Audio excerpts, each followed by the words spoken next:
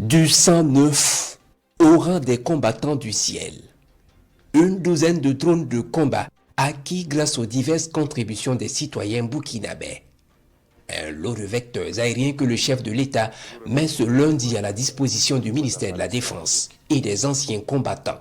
Sentiment de joie qui nous anime de procéder ce matin donc à la réception d'abord et à la mise à la disposition de la défense d'un certain nombre d'appareils constitués essentiellement de Bayraktar TB2, ce célèbre appareil que vous connaissez déjà, mais maintenant avec la nouveauté des Akinji qui sont là depuis un bout de temps en phase de test et tous les tests ont été concluants.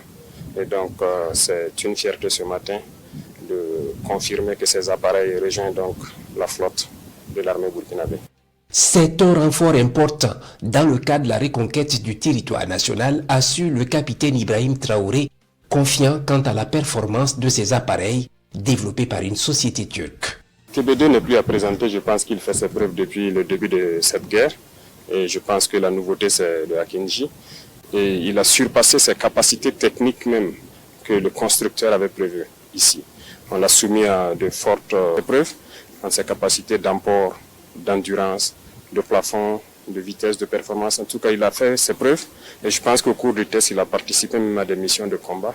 Donc ce sont des appareils très performants, fiables que nous avons actuellement. Au ministère de la Défense et des anciens combattants, c'est un ouf de soulagement. Le capitaine Ibrahim Traoré peut avoir la conscience tranquille, le matériel reçu sera utilisé à bon escient. Avec ce que les populations ont pu contribuer, nous avons une multitude d'engins de ce genre actuellement même dans le ciel, qui scrutent, qui recherchent au besoin retrouver et détruire tout ennemi.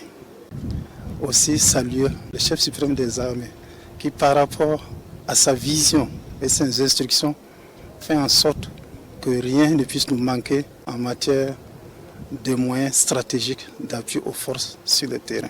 Cette acquisition matérialise le dynamisme de la coopération